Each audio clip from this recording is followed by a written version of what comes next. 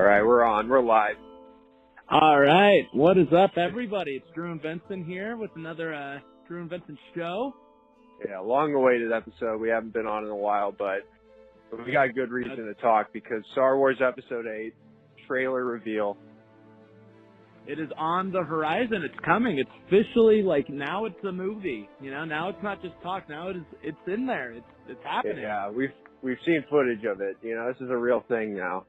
And we want to talk about. We want to talk about everything about Episode VIII, how we felt about 7, how we felt going into this movie, how we still feel going into this movie, how we felt about the trailer, just everything about this movie, particularly one character. Particularly one character. I'm glad you bring that up. So let's dive in. Before we really discuss this trailer, I think it'd be smart if we discussed about kind of how we felt, after Episode 7. What Episode 7 gave us. And just how we felt about certain Jedi. Yeah, because when we first heard about Episode 7, that was probably on a lot of people's minds. What's Luke up to? What are we going to see from him in the new movie? And then we see all these trailers and all these posters, and it's all right, where is he? Is he missing? What's up? We haven't seen anything from him. And we sit through the whole 2 hours of the movie just to get him at the very end. And you know what? I'm not going to lie. The first time I saw it, I was kind of all right. I felt a little I was cheaped out a bit. This is all they're going to give me of this character. This is the one guy we wanted to see, more than anyone else. And that's all they did with him. Oh, of course. I totally agree. Vince and I, when we watched the movie, we saw Luke, we saw the scene. Then, the credits started rolling. We just kind of looked at each other. I don't think either of us really knew how to, how to take it. Now, with that said... It's not even the scene itself. I love the scene itself. Yeah. How they played it off. Yeah. Just this idea of, wow, that was Luke. That's Yeah. it. So, it definitely was a highlight of the movie. Of course. With that said, I feel like since we've seen the movie several times, several times in theaters, several times afterwards, I do enjoy keeping Luke towards the very end. I think it is kind of mysterious. For Episode 8, it's really what is Luke doing? Right, and I really did come to terms with it, over the viewings, And I almost came to really appreciate what they did because if you see Luke in Episode 7, then you're only excited for 8, just for the new stuff and everything. And I still am excited for a lot of the new stuff and characters. Oh yeah. For 8, Rey and Finn and Poe, Kylo. What are they up to? But now we get to be excited for 8 again, just like we were for 7. For 7, it's all our favorite characters are coming back. I'm still stoked. See Han, Chewie, all these characters again. But now we get that for 8 again. Now we get to see Luke, and it really got us thinking at the end of 7. It really put the discussion towards him. Luke is back. It's a big deal. Yeah, I think Episode 7 did a great job. The first words in the crawl are Luke Skywalker is finished. Yeah. And throughout the whole movie, Rey's talking about Luke. How he's this he's almost this mythical archetype at this point. Yeah, they really built him up. And I really build him up. They build him up. That. Oh, and I love it because that's exactly, what I wanted to see. I wanted Luke to be the saving grace of the galaxy, kind of everybody's hero. Look what, Luke Skywalker was able to accomplish, he would, everybody would know his story. He's it really shows, where he came from Tatooine and then, now where he is now. And, leaving the theaters, several times, I was kind of what is Luke up to? I want to know what this guy's been doing. Why is he on this planet? Why is he on this island? What's he is he hiding or is he protecting something or, what's his ideas are? And I had a lot of thoughts, what I want to see from Episode 8. I had a lot of, all right. Oh, yeah. Luke, everybody knows Luke. Everybody is, praising Luke. Why has he been gone? Why has he been vanished? And those were probably the 2 biggest questions at the end of 7 were, who's Rey? What is her background? Where does she come from? And, what is Luke doing? What's he been up to? What's he currently doing on this planet? What's his plan? Like, Of those were course. the two major questions at the end of 7. And, I do agree with the point you made that they really built him up as like a mythical hero. And I just really appreciate how they handled the character in 7, because they built him up so high. Like, you were so excited to see him at the end, and you left the theater just go, damn, like, I wish I could watch episode 8 right now, because like I wanted to see this character like Of course. in Totally action. agree. Totally agree. Which, as much as I love that they did that in 7, it's really making me feel anxious about 8, because they built him up so much that how could he possibly live up to like my expectations? And from what it looks like he's not going to be anything like what we've expected. Oh, I know. From everything we've seen so far. And yeah. Everything that, like, we've seen, everything that's been talked about, you know, even from Hamill's mouth himself, it's just totally a different direction than what I thought. You know, like, you take like the EU, you know, the Star Wars EU, and like what Luke Skywalker, you know, who he was from that. You know, he's this huge Jedi, you know, the new Jedi Order, like all this stuff. He really is built up, and like he like accomplishes like so many things. And I know, you know, there's a brief, you know, kind of thing in the EU that may be within this story, and I just don't know if I agree with it. You know, I don't know how I feel about it. And I think it goes back, you know, I think I can speak for Vincent as well on this. And it has to do with a line in the trailer. And I think as soon as I hear this line, I think of another line that I heard from, you know, 1983. And it's like, what is going on? You know, what is going on? Seriously. And, you know, I think we should talk about the teaser trailer now, because let's dive into that. Let's dive into it. Yeah. So the trailer's been out for what? You know, a little more than a week, somewhere around a week. Yeah, about over a week, maybe 2 weeks at this point. I lost track, but I think it's been about a little over a week actually. Yeah, so somewhere around there. So the trailer's been out. It was released at Star Wars Celebration and then online. Now, I'm just going to go into it watching the trailer at first. You know, one thing that, you know, kind of whatever was, you know, the opening scene. You know, Rey, like, is obviously training of some sort. She's, you know, she's distraught. You know, she's breathing heavy. I think it maybe is a callback to Finn, you know, from one of the first Force Awakens right. stories. He's all breathing heavy, so I don't know if that's a theme in these stories, if they're going to do that with Kylo Ren, or... you know, I'm not too sure. But, you know, it's kind of like, all right. Now, one gripe right away is the first lines you hear from the trailer is Luke saying, breathe. Now, this is the first time we've heard this character talk in, you know, 30-plus years. And I don't necessarily know if I wanted a trailer to be when I hear his voice again. So that in and of itself, I think, was just kind of a bad call for me. But you know what, like, what he's saying at the beginning of the trailer, like, I dig that, because it really just sounds like, all right, this is like the student mentor thing that we all wanted to see after seeing 7. Like, you know, we were really excited just to see, like, Rey training and, like, Luke being the master. So when he's given this lesson, like, breathe, just breathe, it's like, all right, like, here we go. This is the Luke we've been waiting for.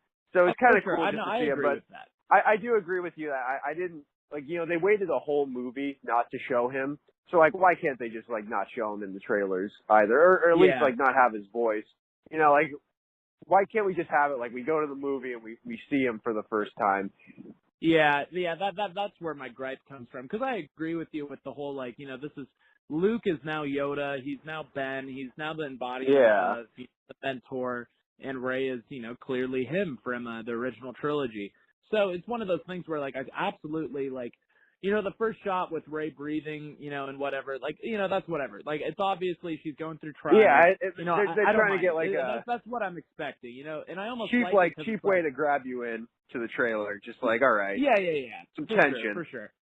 Yeah, and I think another good thing about it is that it doesn't really show any of the plot. You know, it's like, we knew that she was going to start training. You know, we knew that, and now it's just like, all right, this is her, like, you know, with a little, you know, it's maybe a fucking 10-second clip, you know, altogether, that little scene, you know, with the rock, you know, thinking it's stars. But like I said, the only gripe I have with that is that we hear Luke talk. Would have just preferred just wait for the cinema, but, you know, I digress. Moving on. There's some dialogue that Luke says, or I think it's Rey that actually says it, excuse me. She says that she sees the darkness, the light, and then a balance. Light, yeah. Ooh, And balance. yeah, yeah, that brings up a lot of discussion points Yeah. because we don't know if that means like this whole in the middle gray Jedi thing, which we'll probably get to later with another quote in the trailer. But like, you know, it could also mean like the balance of the Force from the prequels, which really is like this is one of the first like big reminders in this Of the prequel trilogy in and of of the itself. prequel in this new trilogy, because you know there was like callbacks in Episode 7 with a clone army and just shit like that, but like there never was like a really big point like, all right, the prequels happened.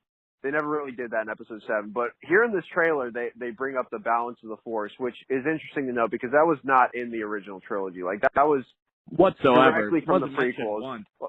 Wasn't Yeah. mentioned at all. It was a big part of the prequels with that prophecy or whatever. So now that we're And which seeing has in the become sequel kind of trilogy, like yeah. And I think, the prequels, what they did, however you feel about the balance of the Force, like, it is a part of Star Wars lore now, and I think a lot of people yeah. don't realize that it wasn't in the original trilogy. So a lot of people do know about the balance, they know about the prophecy and all those things. Yeah. So I think I like the idea of bringing in the prequels, just acknowledging that those happened.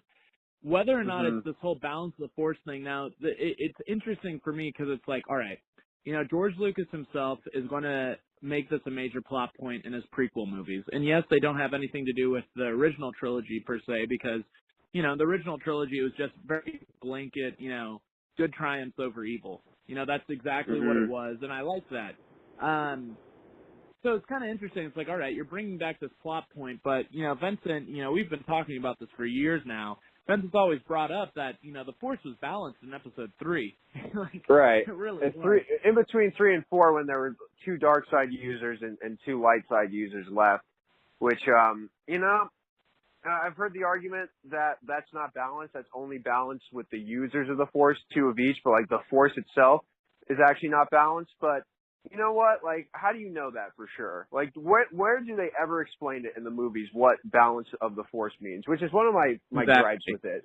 Because it's like, why is that something that needs to be achieved? What does it mean for the Force to be balanced? Like, what would it look like for the Force to be balanced? Like, what's the advantages of having that? Like, they never go into that at all. So I think it's a fair, like, guess just to say, like, oh, the amount of users would balance it. But no, people say, like, the Force itself has to be balanced with whatever that means. But, No, because it's kind of like, then it goes like, you can almost direct that into like, the only science of really measuring out the Force would be to take like all the users' midichlorian counts and just be like, all right, this is even. You know what I mean? It's like such a ridiculous, right. Blanket statement for, to say the Force must be balanced, because if you were to go to an exact science, it's just stupid. It's just like, this is dumb. And you know what? Like, I'll say that was all a gripe I had with the prequels, with that whole prophecy and everything. But hopefully, this trilogy, and particularly this movie, it looks like it's going to address like what that balance means, because like the Force Awakens was the title of the first movie,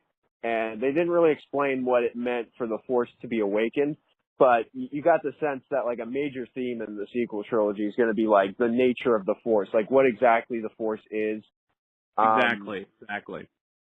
Which, I mean, that wasn't really a question I asked. I was fine with it just being like the energy, this mystical force that didn't need to be explained. But, the prequels had their crack at trying to explain it with the scientific thing. And I feel like the sequels are going to have their attempt to try to explain it as well, which, I'm just waiting to see what they say about it. But I'm waiting to see what they do about it, And I think, just to quickly interject, with the prequels, the whole balance of the Force thing, there's things that I like and things I don't like. I think I agree with you with the whole, like, I don't care for the, the Force being balanced. Just that little, like, plot is kind of dumb.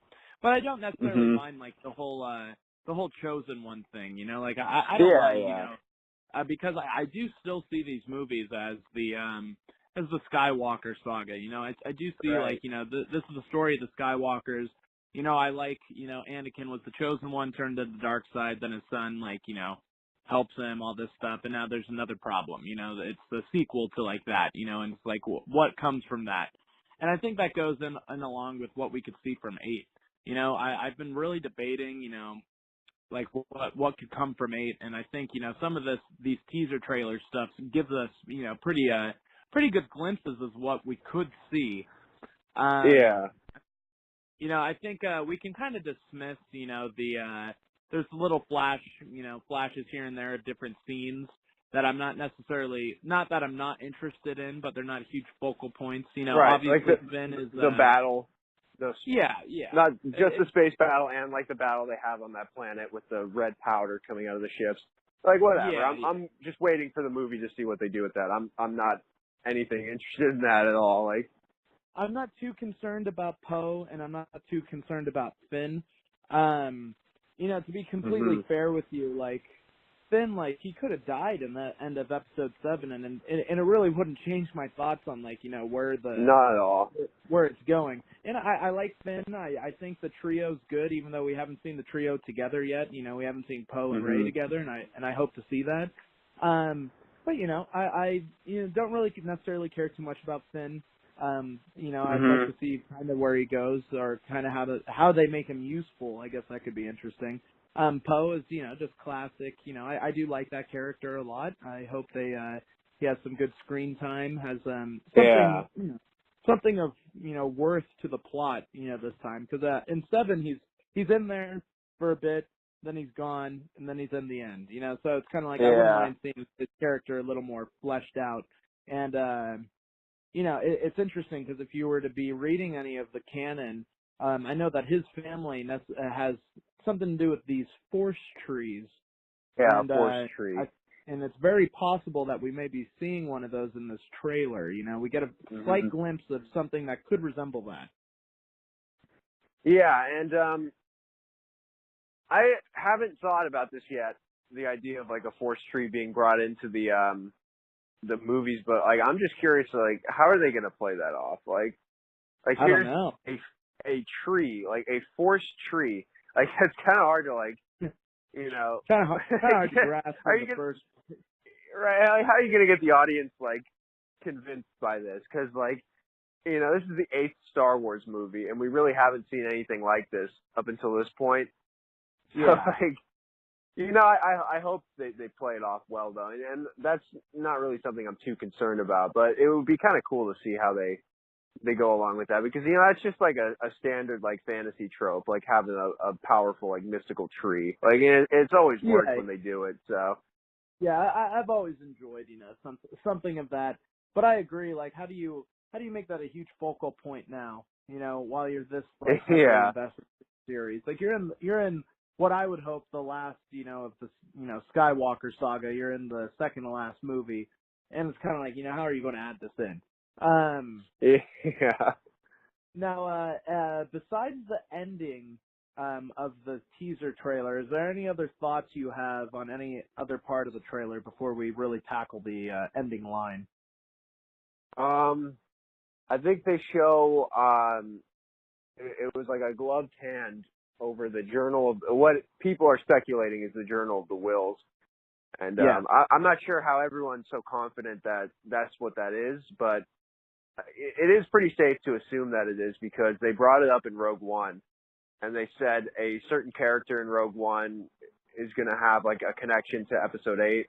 So you would assume that if anyone's going to be connected to Episode 8, it would be the Journal of the Wills. It would be Chirrut and Baze Morbus, the two protectors of the church from Rogue One. And because Episode 8 is going to be a lot about the Force, so like those have to be the two that are connected. So yeah, if that is the Journal of the Wills, kind of cool that they're bringing that in. I'm not going to lie. Like, you know, just the fact that like this was like a concept by George Lucas in an early draft of Star Wars, and now it's like becoming canon. I think that's kind of cool. I enjoy that a lot. I really do. Mm-hmm. I really enjoy that. I think I'm curious to see whose gloved hand it is. I think that was kind of smart, you know, because having it gloved, because it could be anybody. Could be Luke. It was a right hand, so yeah. Yeah, the thing is, like, you know, we see that Luke isn't using a glove at the end of 7, so maybe it's not him. It could be Rey, but, you know, it's gloved. You know, we don't know if that's a feminine hand or not. So I think that's very interesting. I also enjoy that, you know, it's kind of Lucas's pre-draft, you know, getting in there. I think that's very cool how that works. You know, I like that. You know, we knew about we knew about the Journal of the Wills, from way back when, before Rogue One, like we already Yeah. kind of like Before it was an canon, idea. we knew about the. Yeah. Oh yeah, so I think it's really cool that they're doing that. I really do enjoy that. And I see a lot of I know in Star Wars Rebels there's a whole character that's based around early sketches of like Chewbacca. So it's I do like that stuff a lot. I think other than that, there was one thing I wanted to touch base on. It was kind of I was kind of interested in whatever city or whatever town is being burned down, and we see R2-D2 and this hooded figure at it. Yeah. That could be a flashback scene. I've been thinking about it a lot actually, and that scene reminds me of kind of the scene that was in one of the Episode 7 trailers, and I believe it's also in the Rey flashback of Luke touching R2-D2. Yeah. You only see the hand, and it's only touching R2-D2. We can assume that's Luke. I want to say that that's another flashback scene to that, and I think that what that could be is that could be Luke's Jedi, temple. The whole Knights of the Ren. burning. I think that's what that could be. Something of that nature. And I think that'd be really interesting to kind of, go up on, like, how did this happen? How did Kylo become Kylo? I definitely would like to see it because it's something that we know that it happened. So just kind of getting more context on it would be cool. But I hope it's not, like, too big of a thing. Just show us how it happened. Like, I hope it's not too big of a focus. Yeah. Because, they've never really shown, like, a flashback in the Star. I mean, like, they had Rey's Force vision, but that was, like, just a series of visions, not necessarily, like, a flashback itself. So, like, I'm more curious, like, how are they going to work it into the movie? I see. I could see just, straight up Rey asking, and Luke tells her, and it goes into a flashback. Yeah, and then they show, And I really wouldn't mind anything like that. I wouldn't mind that either. Very interesting. There's that, and then there's this, this speculation online that's a little far-fetched, but kind of interesting. And it's, there's a scene where Rey is just kind of messing around with the lightsaber out, and you see Luke, he's above, a little on the higher ground, looking down at her, and looks like she's swinging at this rock structure, or something of that sort, some sort of structure. And very on the top of the structure, there's a silhouette that, with an imaginative mind, you can almost make out to be Yoda.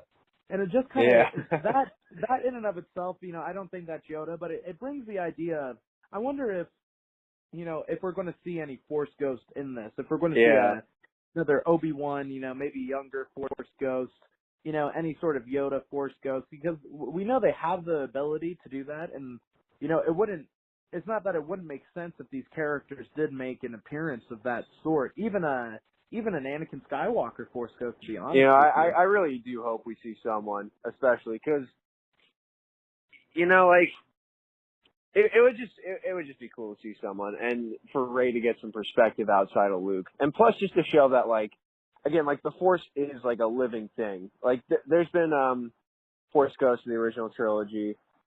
Like, this isn't a new concept. So, like, having, like, all these characters come out just to really enforce that, like, this is such a big universe, it would be good for the world of Star Wars, I feel like, to have a scene like that.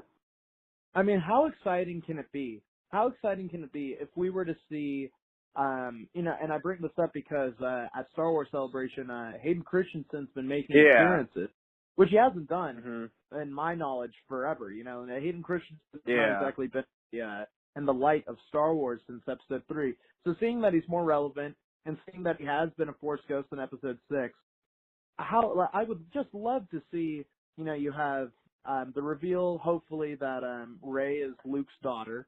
So you have Rey Skywalker, Luke Skywalker, and Anakin Skywalker all on this island together.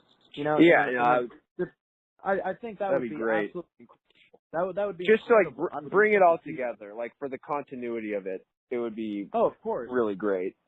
And I really wouldn't mind to see, like, even if it's for the briefest of scenes, or it's just kind of like it's there. I don't know if I need it to be a huge plot point, like, these characters are huge characters, But I wouldn't mind even seeing like Obi-Wan and Anakin as Force Ghosts, just to see Ewan McGregor and Hayden Christensen on screen again like that. You know, I think that would be, oh man, what am I watching? This is great. You know, like, look at this. that would be really cool. How cool to tie everything in. Like, this really is now like one cohesive story. You know, because like if you were to watch episode 7, just real quick, if you were to watch, you know, a Star Wars marathon 1 through 7, 7 really does not fit that well with, you know, the prequels at all. Like, it's so far detached to an extent. Mm-hmm. So I would really love, like, you know, in episode 8, really kind of tie it in a little more. You know, I remember watching episode 7 and the whole scene with the Star Killer base, you know, destroying the Republic planets. My first reaction to that, not knowing what Republic planets they were, I was like, oh, wow, they just blew up Coruscant, they blew up Naboo. You know, they quite literally made a visual interpretation of the prequels did not happen. Like, that's what I was thinking my first time around. I was like, I can't believe they just threw away, like, one, you know, at the time, like, one half of the Star Wars saga. So, you know, now being that that's not the case and that's not what happened, I really would love just to see some sort of, you know, tie them together. I think you have a great opportunity that I hope isn't missed with that. Yeah, and it wouldn't be too hard to work it in either, because I do want to, like, you know, I hope they have some story relevance if they're just going to toss in these Force Ghosts, but at the same time, like, they really don't need much story relevance. Like, they could just have them in there for one scene and, like, connect to some sort of lesson or whatever, or just the fact you even have them, because, like, everyone, like, rags on fan service all the time, but, like, you kind of have to have a little of that in a movie like this, because if you don't have any fan service, then people are going to complain. So, just having that. The thing is, like, I don't in and even of itself, necessarily. it would work. I see it as fan service, but at the same time, like, you can make that work. Like, you can make that. They like, could make it work. Fan service. It's a plot point. You know, like, you know, even if it's at that point, it would be great. Oh, and you know, I would love it. I would love it in and of itself. Like, you know, take this idea. You know, all right. So, you know, kind of going ahead, we're going to get on topic of the final line of the teaser trailer. But let's say, you know, in this movie, Rey is, you know, she's training with Luke, and she's not, you know, it's not what she expects. You know, Luke Skywalker is not the person she thought he is. They're training, things are getting hard, and she almost wants to, like, quit. You know, she just doesn't. Like, this isn't her thing, you know. I wouldn't mind seeing Luke putting her through some huge trial, her failing, and then Luke almost, like, you know, kind of giving up hope on it because he's already, like, failed Kylo. And then you have, you know, the scene where Rey is alone. She's in solace, you know, she's sulking a bit. She's trying to figure out what she's doing. You know, all of this has been thrown on her. And then you just, you know, you hear, like, maybe Hayden Christensen's voice, or, you know, you see, like, a Force Ghost, and him, you know, even if it's Obi-Wan, trying to, like, maybe not Obi-Wan, but if it's established that Luke is Rey's father, you know, seeing Anakin Skywalker, trying to cheer her up for a second, you know, and just say, like, keep going, like, my son was able to save me, like, you know, something of that sort, where it's, like, it's in there and it makes sense, and it's not necessarily a call to fan service, but it's that turning point, you know, like when Luke is in episode 5, he has to see Yoda pick up the X-Wing from the swamp, and that's when he, like, realizes, like, this is all possible, like, you can do this. I wouldn't mind seeing some sort of, like, Yoda in the swamp scene in episode 8 of Rey really, like, confused, and then having this Force Ghost of, you know, someone that, you know, she's possibly related to. You know, someone who's been there too, like, you know, who's unfortunately fell to the dark side. And just saying, persevere. You know, just saying, persevere, keep going. I think, what an amazing concept. I would love to see that scene in a movie. Right, because, like, then again, like, it is one thing to hear from Luke, who, like, you know, stood against the trials of the dark side and, like, came out on top, but, like, it would be another thing to hear it from someone like Anakin, who, like, you know, he's been on both sides, and he knows exactly, like, you know, what it's like to be tempted. Yeah. And they could tie it into the Kylo Ren story as well, like, bring that in too, which would be kind of cool. Of course. But we do need to discuss the last line, because I feel like the last line is really bringing us, you know, we're really eager to talk about, you know, what we think we're kind of beating around the bush right now. We really just need to get into this. Yeah, not cutting any more corners. Luke says that he believes the Jedi should end by the end of this teaser trailer. And boy, is that the line that I was not expecting. I just did not see coming. It wasn't something I wanted. It wasn't something I necessarily approve of. And it's something that's really like I was definitely hyped for this movie before the trailer, and I still am like really hyped for the film, but like this is getting me really scared for like what's gonna come, because it's so skeptical. I'm not gonna say that Luke, like how he is in this movie, is gonna make or break the movie, because he actually might, like he really might, but I'm not gonna go as far as to say that now, because I might disagree with how they handle Luke, but eventually come to terms with it. But like what I will say is that how Luke is portrayed in this movie will make or break the first viewing of this movie for sure, because if I don't agree with what they do with Luke's character, and I'm just like put off by the whole thing they do with him, I am not going to walk out of this movie like happy. I'm going to walk out like kind of upset, really. I'm still going to see it a whole bunch of times just to come to terms with it, but like I don't want to have that feeling like with not with Rogue One, with Episode 7, that I came out of the theater just kind of confused, like, how should I feel about this movie? I want to walk out of Episode 8 just thinking like that was a really fucking good movie, like I'm completely satisfied with it. Something said earlier in the week when we were talking about this that really symbolizes what I want is I don't want to walk out confused either, but I don't mind walking out with questions. Like, I want to walk out of that movie wanting to see Episode 9 and just be like, stoked for like these answers. It's like, oh, you've been feeding me all these questions. Like, I'm so like, I want to know, like, how does this end? I want that feeling. I don't want this kind of like, why'd they do that? Like, I don't want the questions where it's like, I really wish, why did they go that way? If, there's been talk that Luke's supposed to be this gray Jedi. And that's really where all this concern comes from. And the thing with that is, if they make, first of all, I don't want him to be even like teetering between the dark and the light side at all. I don't want that to even be a point. But if they do go that route, like, I hope gray Jedi is a term that does not come up at all. I hope that is not like become like an official term, like, oh, these are all gray Jedi, because it just sounds so stupid. Like, what does that mean, a gray Jedi? Like, just the whole idea of that. How do you establish, like, Lucas successfully made this word that is like within the English dictionary, like a Jedi and what like a Jedi is. How are you going to just like take back 7 movies worth of Jedi being good? That's the light side, that's the right side, all of this stuff. And how are you going to say, like, all right, there's none of that anymore. Jedi isn't a thing. It's a gray Jedi you're supposed to be. How are you going to do so that important with to, only like, 2 more movies to establish? I know, it's just so important to the overall Star Wars universe, like what the Jedi are, like just the image of them, like the idea of them. That's like one of the biggest things in like the Star Wars franchise.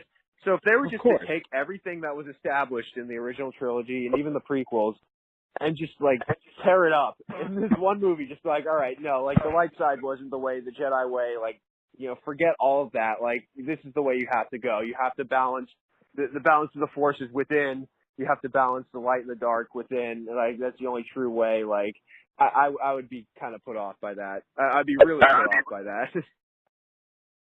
Yeah, no, I agree. I absolutely agree. I just think I just think it's just not what like the series has been building up to. It's just such a odd of events. I really do hope if they go this direction with Luke, it's like a one film thing. Like, he's understandably like upset with with what happened in his life, with the Jedi Code, with everything. So he kind of like falls out of the beliefs of the Jedi. Completely understandable. Which is something that I don't mind seeing. I don't mind seeing Luke hard on himself. I told Vincent this, like, the way I see it is like, I don't want this gray Jedi stuff at all. I don't want anything like that. But what I could see Episode 8 being is, Rey, and this goes real quick, this goes back to how an interview recently with Daisy Ridley and Mark Hamill, and, Mark straight up says that he does not agree with practically any of the decision made about his character. And Daisy Ridley goes on to say that, sometimes it's not the best idea to meet your heroes. And so that's really kind of showing, like, Luke is not what any of us expect to be.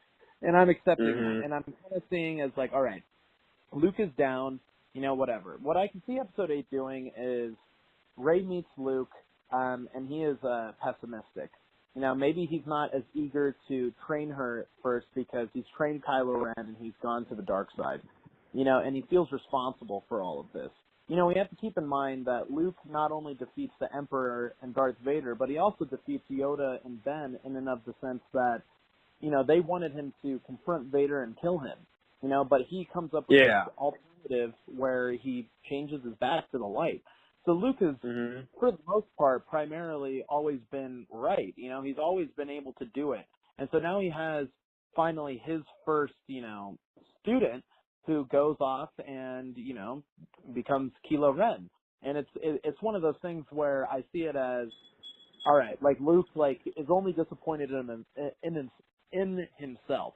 He wasn't able to do that. He's disappointed. He doesn't know what to do. He doesn't know how to fix this. He's pessimistic. Rey comes along. She's kind of like, for lack of a better word, a new hope for him. He sees her. He's kind of, iffy about training her, but they do begin to train. And maybe the whole point of this whole arc is that Rey has this meaning to show that not only can she do it and she can, I don't necessarily want to say bring balance to the Force, but she can achieve her goal, but she can also reinstate, the Jedi are a very real thing and we need Jedi, and Rey is able to show that to Luke again, and Luke is able to learn through Rey, something of that nature. Yeah, and what really does make me tense is like that. A lot of this is going to be dependent on how the series finishes. So even coming out of episode 8 for the 20th time, I won't even have a firm opinion on what they did with Luke's character in 8, because a lot of it just depends on how they end the series. And I'll just say this right now, if Rey doesn't end up being a Jedi, if the series doesn't end with her, I'm a Jedi, that's it, then I will be very disappointed with the whole trilogy, how it went. I won't even be disappointed. I'll be fucking pissed. I would be fucking pissed as well, because all right, they could do anything I don't even want to say it. They could fuck with Luke's character as much as they want in 8, though. To an extent, they could fuck with him, just have him be this guy that's teetering between the light and the dark, whatever. That would all be made right if Rey ends up a Jedi and Luke sees the light again. Oh yeah, no, and I totally see that. I can see Luke feeling that way. That's all justified. Luke being pessimistic right now isn't necessarily all right, I wanted to see Luke, doing crazy things with the Force, things we've never seen before, Luke being this all a godly character. And I don't necessarily mind that episode 7 built him up to be that way, only so in episode 8 see that he's not like that anymore. That's almost good storytelling. It's almost okay, well, what is he like? You get those questions. But I just can't let them, take Star Wars as a whole and put it on a different path. I don't mind if you take Luke Skywalker's character and say Luke's pessimistic, Rey is going to bring out the good in him again. And I don't mind any of that. I don't mind it if the whole time Rey and Luke are kind of at odds with each other. I don't mind seeing it that Rey felt more comfortable with Han Solo as kind of her father figure, and they got along so well. And Luke, who's her actual father, she butts heads with a little bit because he's so pessimistic and she's trying to bring out the good. That only goes back to classic storytelling of, fighting your father and having problems with your relatives. I don't mind that. And I agree with you. I think episode 9 is really going to be the definitive. Episode 9 will be what solidifies these movies. I can't have episode 9 be episode 7 at all. I can't have it just be very blanket, all right, the good guys win, stuff like that. I need it to have more tension going into it. I need it to have more at stake.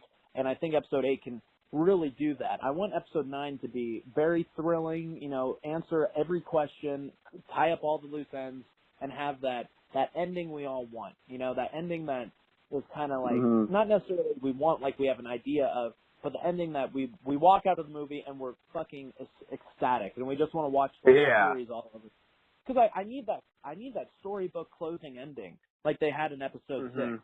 I need something. I do need some closure, because if they're gonna go and and replace episode 6 as being like the end of the series. Like, I do hope they find an end that is like perfect as that one was, because, you know, everything just felt complete at that point.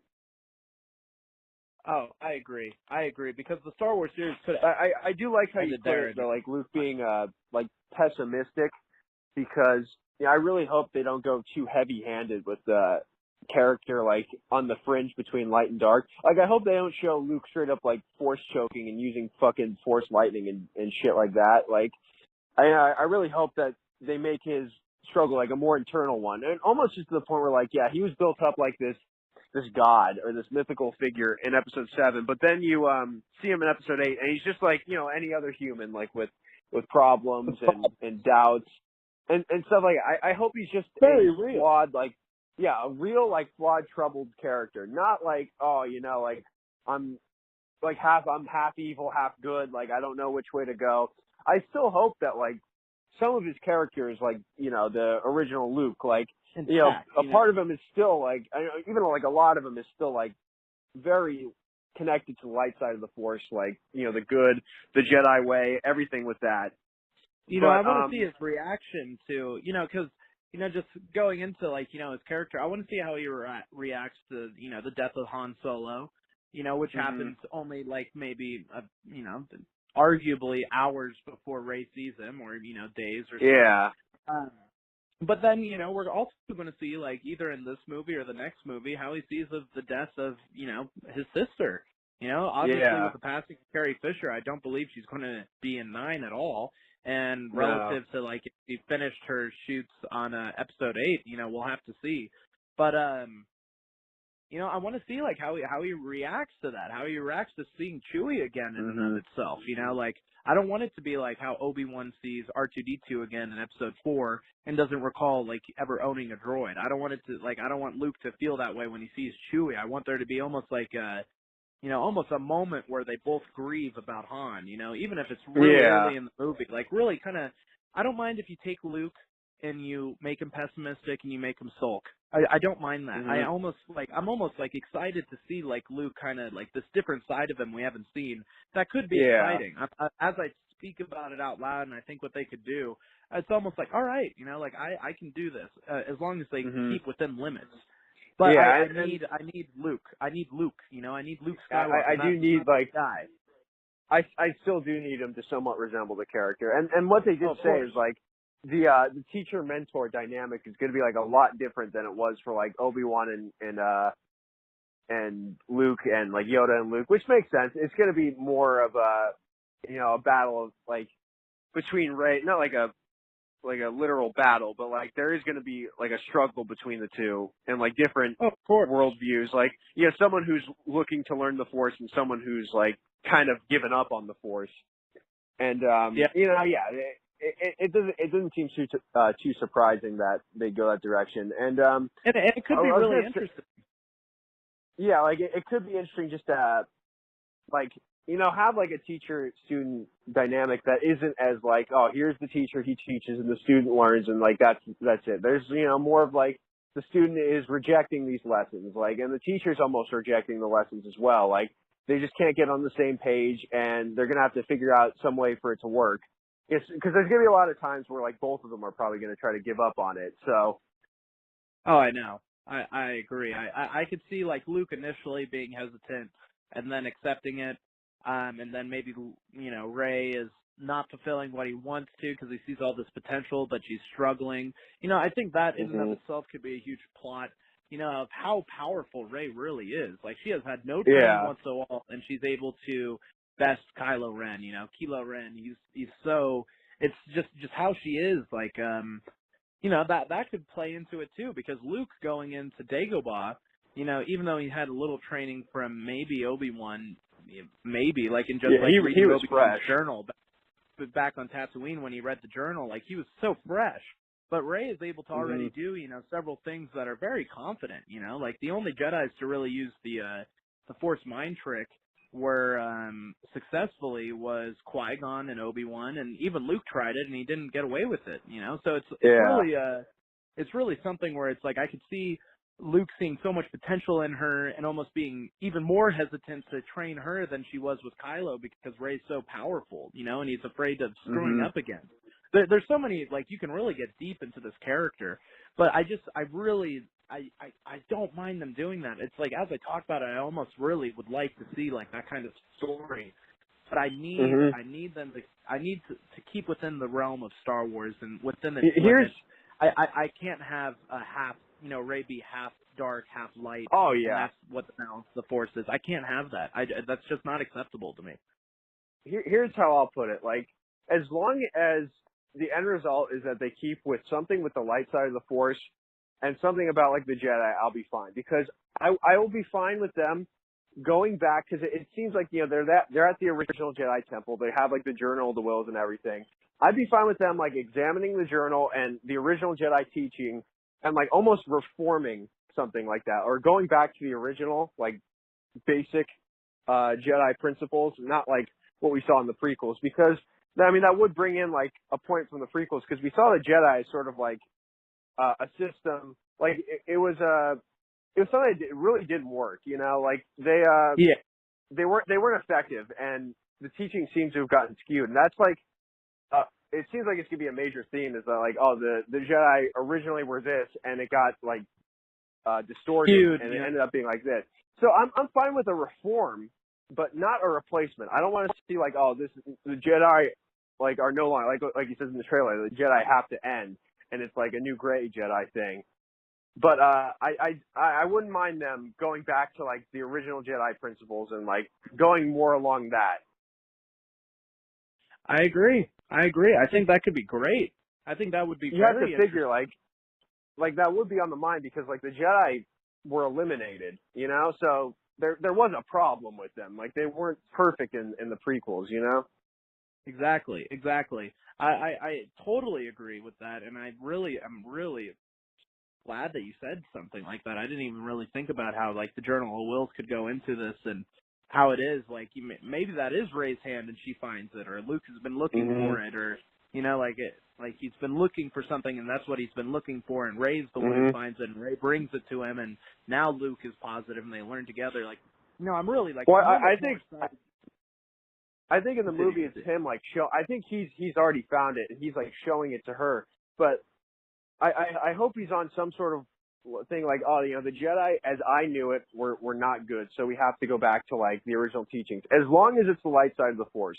But what makes me nervous is that if you look at like the new Star Wars canon as like a multimedia effort, I don't want to bring in too much stuff, because like you might laugh, be like, oh, nothing from like Rebels or the books is really going to have any weight on what's going to happen in these movies. But if you think of like the canon as like a multimedia effort, there's been a lot of stuff recently about like gray, like stuff in the middle, like ambiguous morality, even so far as to say like gray, like it has been brought up, like in the first at the beginning of the Force Awakens novelization, like it starts with a line like from the Journal of the Wills, and it says something to the extent of like something gray. I forgot the exact quote, but it did mention the gray. And in Rebels, they have like the Bendu and everything, and just shit like that. And I really hope like that's not any of it. I hope it's not something that's centered in the middle of the Force. No gray nothing. Like I hope gray is not fucking present in this whole thing. Like I do want to see like light side of the Force, because that's what the original trilogy was about. And I'm not gonna try to be like a purist, like, oh, you can't you can't change the original trilogy, all this shit, whatever. But like, I want the spirit of the original trilogy to be intact. Like, I do want the lessons and everything we learned from the original trilogy, I want that to remain like intact, like not changed at all. I totally agree. I think they have to keep within limits, like, because you're going to lose such a big part of the fan base if you start switching the lore like that, especially this late in the series. Yeah. I really hope this whole like gray thing or whatever, if they go into it, is really just like more of a Luke struggle and not like a major shift going on in the Star Wars universe, that like the Jedi have to be eliminated. There can no longer be Jedi. Yeah. So, any thoughts on where they're going to go with Kilo? Ooh, Kylo Ren. What a character. What a character to just Yeah.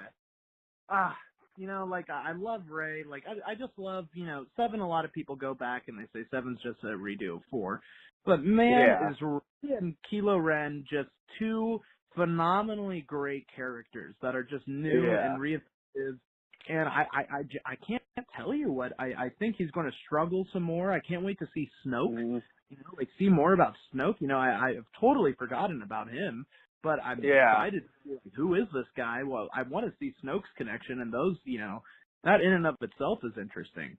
Yeah. With Kilo, like, I'm almost down to see, like, wherever they want to go with it, like, I'm fine. Because, his story could go so many different ways that would all, like, be interesting. Like, he could end up, kind of mirroring Vader and be redeemed, or he could end up just, like, going way off the deep end, like Vader never did, just to try to, like, outdo Vader almost, and just go, like, even crazier. Like, he can go so many different ways that, like, I'd be fine seeing any of them.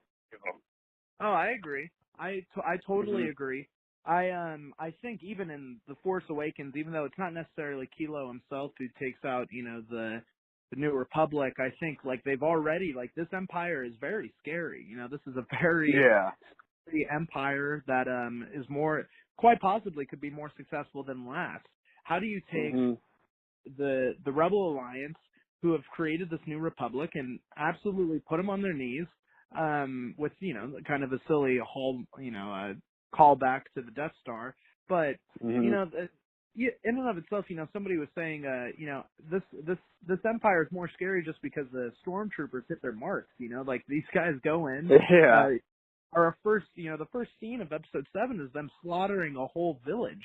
And just I really look forward to it. I really look forward to seeing what they do with Kilo. I have a question for you. Yeah. How do you feel about the whole Kylo Ren could either be a double agent or he could be turned to the light side? How do you feel about that? I don't think he's a double agent necessarily. Like, I do think he is, like, I do think he is a character that does not have an identity of himself. Like, he's very lost. He didn't know what he's doing, and as an outlet to his confusion, he has sort of taken to the dark side. But I do think there is some light in him for sure, and I definitely wouldn't be surprised if he is eventually, like, turned to the light side by the end of this trilogy. But he's a very twisted and confused character right now. But no, I definitely don't think he's a double agent. I don't think he had any of this planned. Okay. All right. I almost think, like, he did, like, probably premeditate killing Han Solo for a while, but, like, he didn't think he was actually going to do it until, like, he was in the moment. I don't think, like, he thought he was going to be feeling any of that once he finally approached his father. I definitely think making him, like, a double agent would just kind of make his complexity as a character just, like, for nothing. Like, oh, we built this really complex, like, just confused, just not even crazy, but, like, very disturbed character just for nothing. Just to, like, build a disturbed character that will eventually, like, for shock value. He wasn't actually disturbed.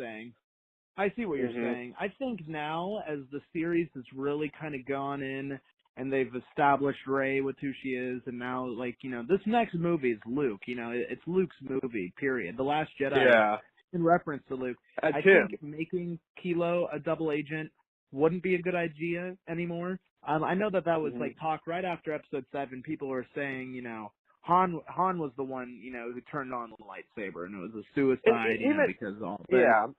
And I'd be fine with that, like, almost. That was interesting. I think that was, and I almost would like, I don't know, because I think I said this in the Episode 7 review. Like, I know Harrison Ford is tired of playing the character, etc., and, he wanted him to die. But I don't necessarily care for how Han Solo dies, like, kind of just like that. It's like, all right, like, that's Han Solo for you. So I wouldn't mind, like, putting more depth to it. Like, Han Solo really, like, he turned on the lightsaber himself. You don't see it because it's off camera, but and it establishes all this. But I like that in and of itself because it brings Han Solo's character to to a complete, circle, like Mm-hmm. not necessarily a circle, but it completes a story arc. You see Han Solo in Episode 4, and he's not even going to go battle off in the Death Star because he needs reward for it, and it isn't So until selfish, later that yeah. he comes back. He's a selfish character throughout most of the original trilogy. Even in Episode 6, when he's saved by his friends, Han Solo's character after that, after the Tatooine scene, doesn't necessarily develop anymore. He gets Leia, but he doesn't necessarily show that he's grown more. In Episode 5, I guess, like, to an extent he has, even though in the beginning of that he's trying to leave. So I think by the time you get to Episode 7, and he's been this father, and, his son was turned to the dark side, and he's been bad and everything, and you get to that scene where they're on the bridge, and, maybe there's something more to the story that the audience doesn't know, and Han takes his own life. He does it for Kylo. It really does. Yeah, he doesn't want Kylo to make that plunge. Exactly. It really, it keeps Kylo, really kind of still, he didn't kill his father. He wasn't able to do it. His father did it for him. And I don't know if that's necessarily a double agent thing. I think a strict double agent in that sense, I don't necessarily would like that storyline because of where the series, I think, is going. But I wouldn't mind if Han had to do that for his son for one way or another. I'm not a professional writer. I don't know how you would be able to make that into some sort of cohesive story that makes sense with these characters. But I think by Han doing that, it brings Kilo to this new sense of... All right, we got cut off there, but... we're back. We're back. I'm just finishing up on my point is I think it brings Han's character to a complete arc. Now he's so selfless that he takes his own life for his son. It really just shows. It really gives Han Solo more of a character. I love that idea. I don't know. Even beyond that, it's like a lot of these a lot of people that grew up with the original trilogy and Han Solo, they don't want to see Kylo be redeemed. They see what him killing Han, you can't be redeemed after that. There's no redemption after. Yeah. Oh, so that's arguably people's favorite character. Period. Right. So they just see this brat, just killed his father. They don't want to see anything. They just want to see him die, basically. So if the story ended up being that Han took his own life, then it probably would warm people up more to the character. But I agree. I don't know exactly if they would do that or not. I'm not sure what the odds of that being. As of now, I do think that Kylo did it, but I'm definitely welcome to that storyline for sure. I think Kilo probably did it, but I'm very, very optimistic that Han did it, just because I would love to do that. The thing is, Mark Hamill said this about Episode 7. He said that Episode 7 was a missed opportunity because you didn't see the trio back together. You didn't see Han, Leia, and Luke all, reunited.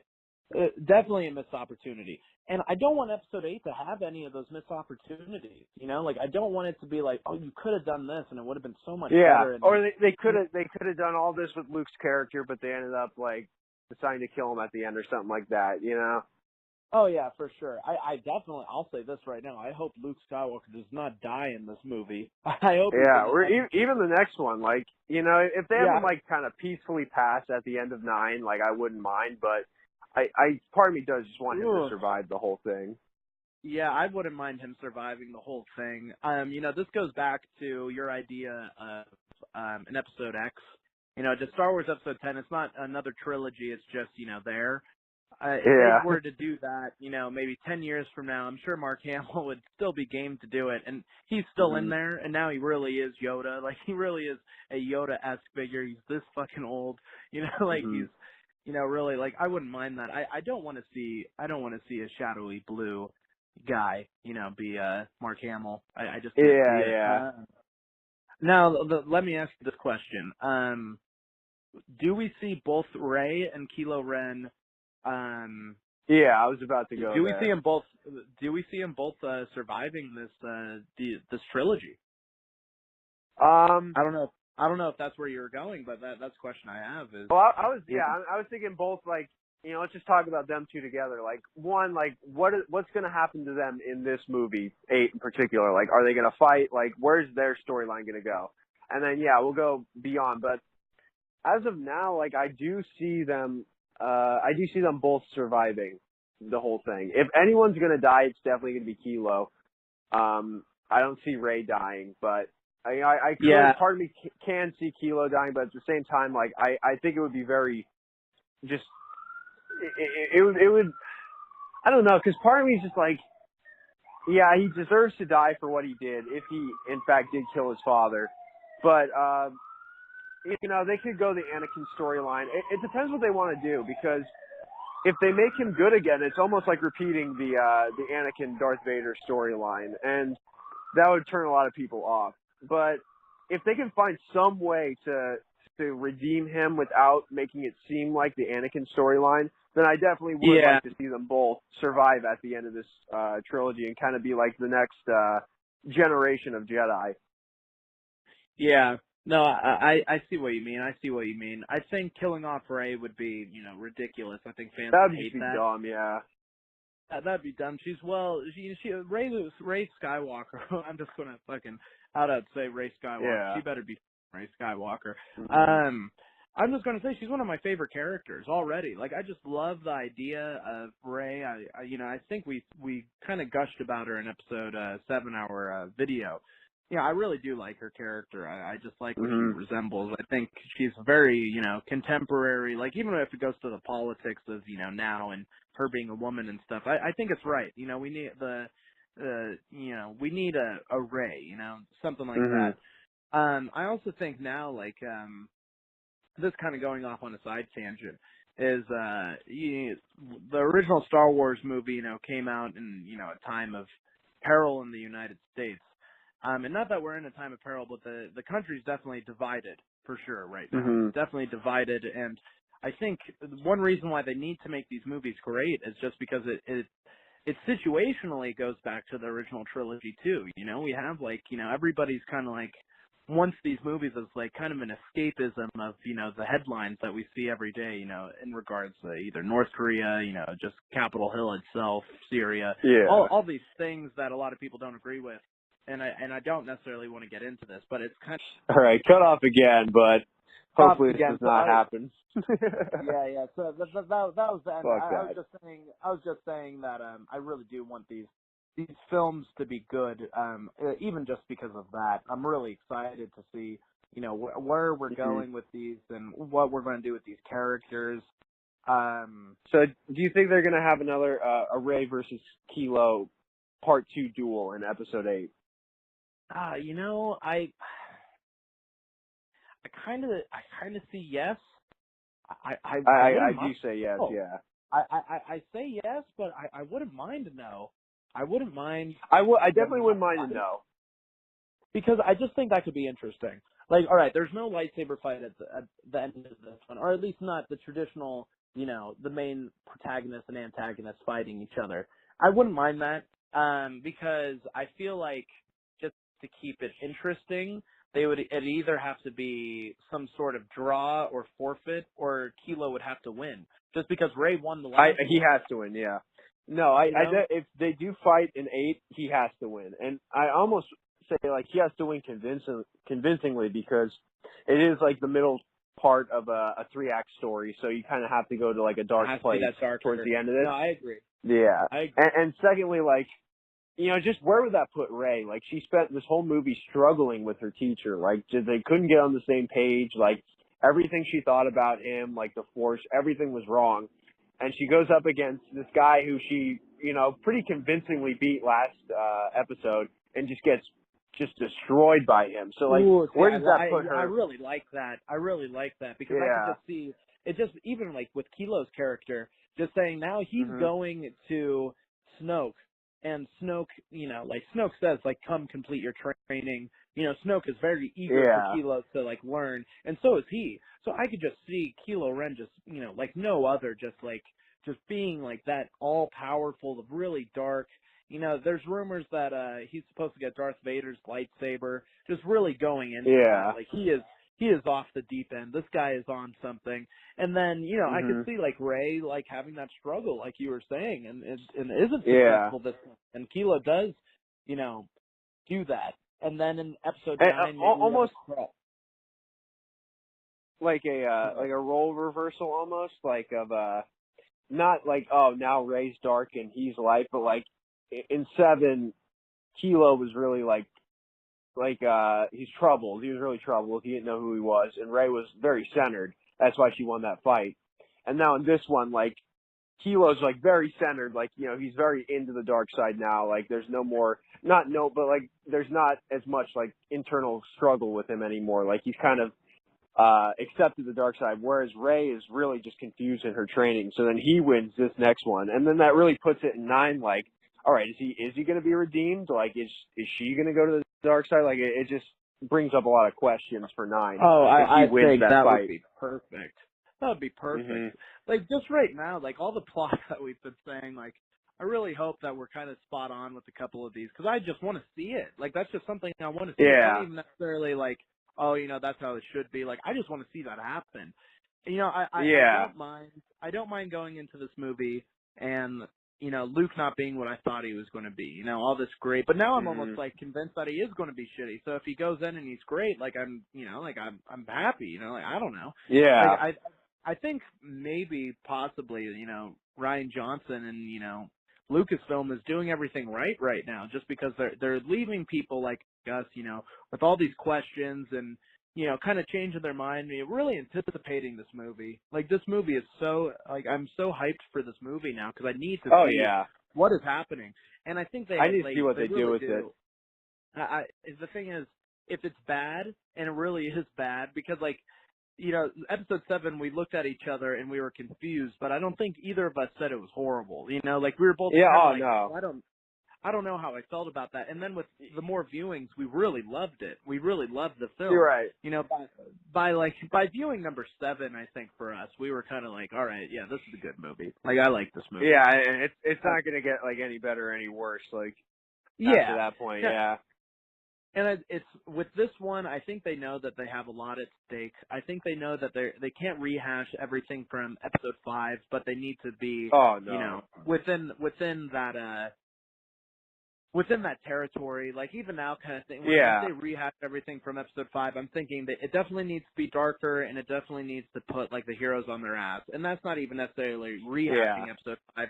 That's just good storytelling. Yeah, I just don't want to see like direct plot points from 5. Yeah, I don't want it to be direct plot points, even though... But, yeah, the tone of 5, they have to take that. Say that one more time?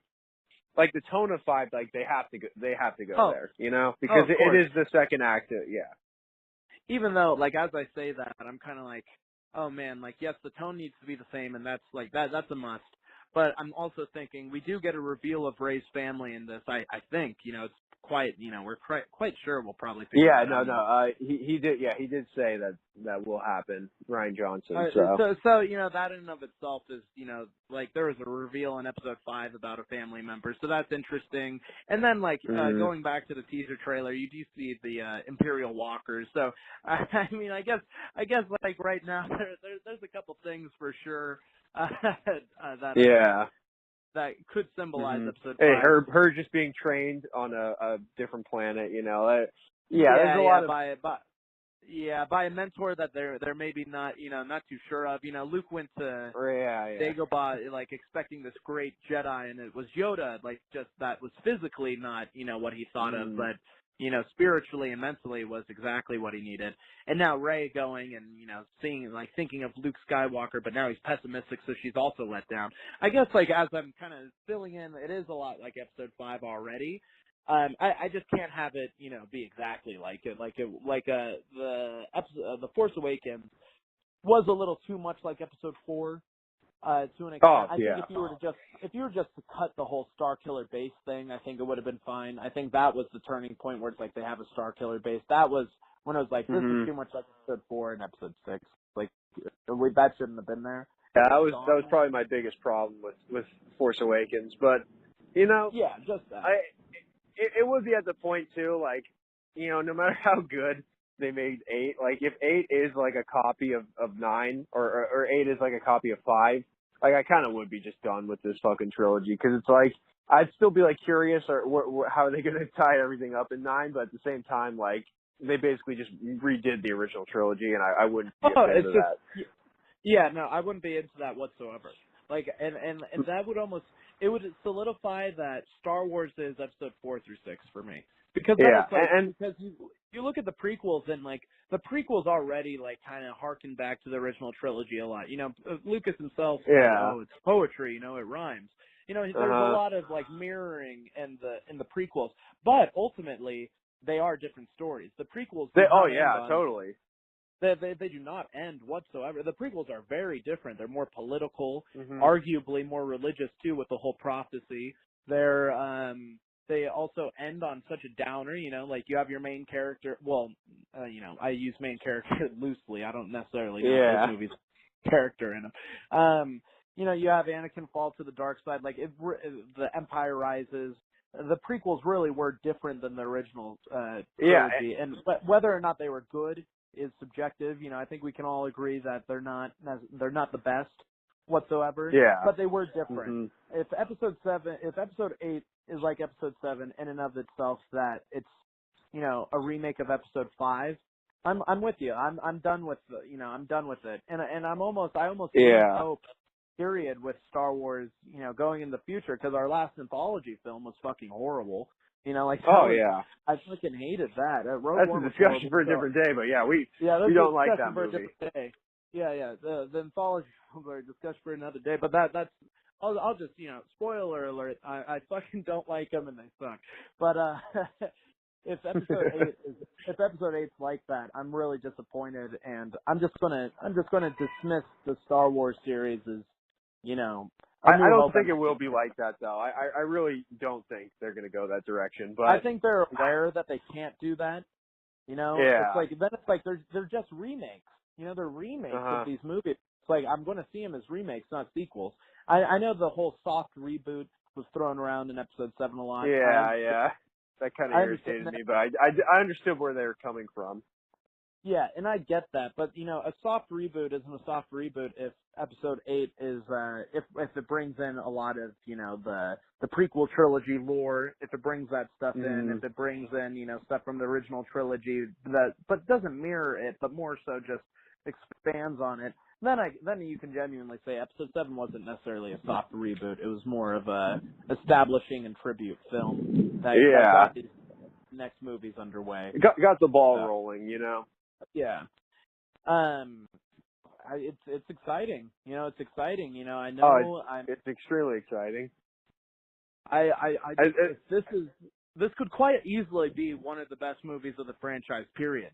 Like, this could be, you know, and I don't know how you'll think about this, but like, if this movie does well, like, I could place it over episode 6 if it does that well. Mm-hmm. You know, I'll say it. I don't know how you'll feel about that, but I could, you know, and that's what it has. I definitely could see that too. I mean, episode 6 for me is always, I do recognize it as like not the best Star Wars. I mean, I do think it's still like a top 3 Star Wars film, like objectively. Oh yeah, of course. But subjectively for me, it's always been in my top 2. Like I just always really loved what they did with episode 6, and just the fact that even though like 5 is a better movie all throughout, I do feel like my favorite part in Star Wars is in 6, which is the throne room scene. So like, yeah, like 5 is a more rounded movie for sure, and it's just like overall a better movie. But 6 just has like the highest highs for me. I see what you mean. It has that. But like I definitely could see putting 8 objectively better than 6, because like I said, like 6 isn't the best. Like overall, yeah, it does have its problems, but I definitely could see putting 8 above it. Well, I just have to see though. As nervous as I am for 8, like I am super excited. Oh, I know, but I think it's such a healthy nervous at this point. You know, like just talking about this out loud, to the extent we have, I'm almost even more optimistic for 8, because I'm seeing all of the possibilities they could go that could be absolutely exciting and absolutely right. But if it does go the way that, I almost successfully convinced myself that the Gray Jedi thing wasn't a thing anymore. But if it does go with the Gray Jedi stuff, and it really, like, that's what it is, like, oh, the Jedi are gone, now it's the Gray Jedi, then I'm disappointed. Then it's like, okay. Oh, yeah, I'm completely disappointed. Then it's like, that's dumb. Don't make that a thing, and don't be a remake of Episode 5. And I'm going to be happy in some capacity. Yeah. I'm going to be like, all right, I'm excited. So I'm really looking forward to it. I really am looking forward to it. Yeah, Nervously, I definitely, I'm probably more excited for this one than 7 because, we got over the first film and I was convinced by it. I really loved it. And there's so much more to be like excited about now because like we have established characters that are already like really good and like their stories are really up in the air, like Kilo and Rey, like stories that we really don't have much idea where they're going, which is kind of weird because as much as 7 was like a remake almost of 4. Like it really established the characters differently than 4 did because if I think if it was exactly the same, 4 had a definitive ending. 4 could have been its own movie and stopped.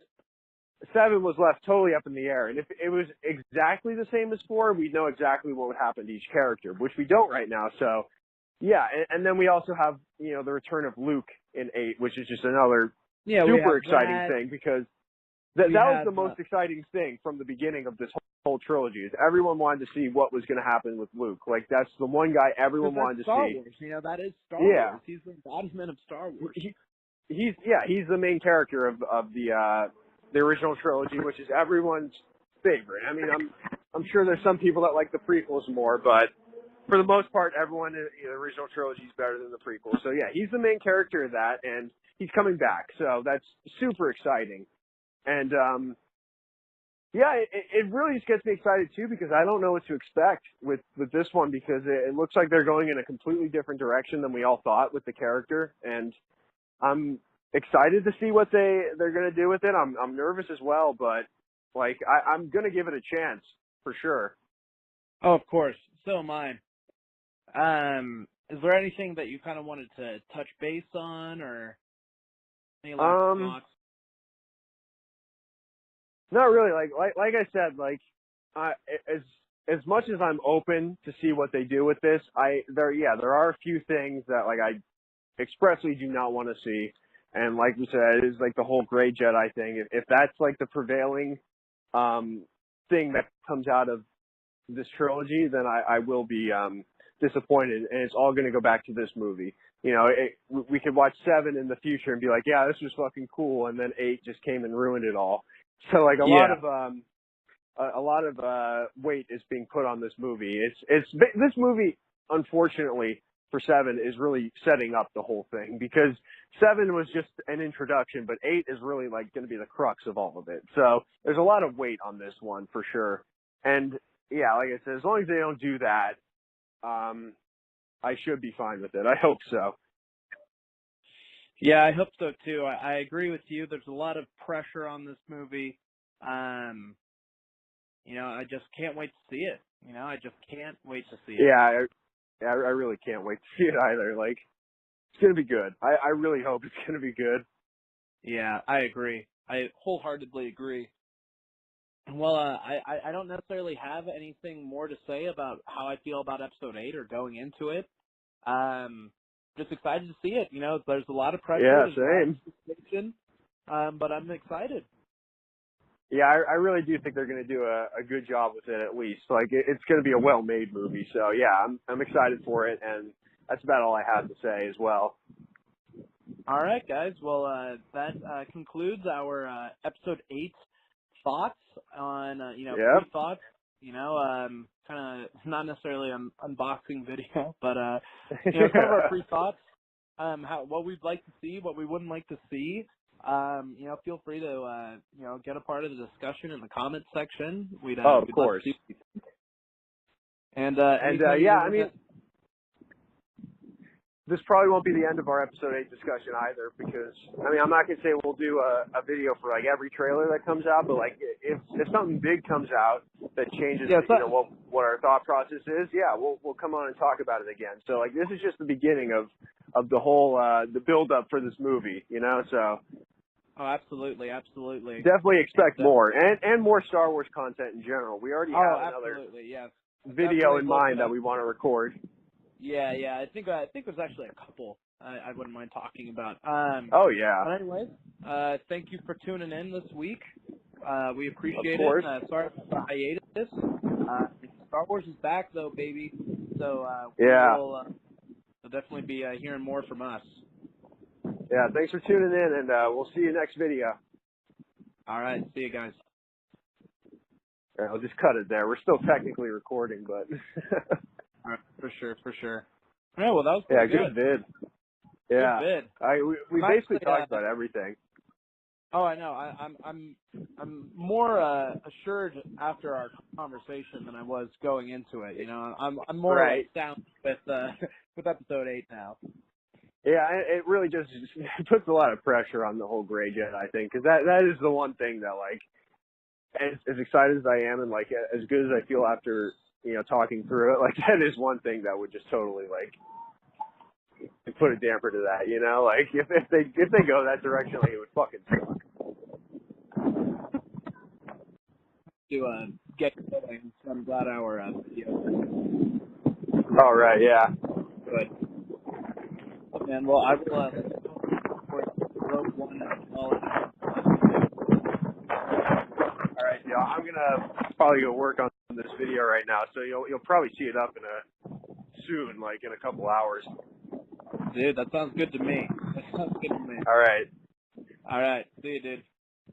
See you, dude.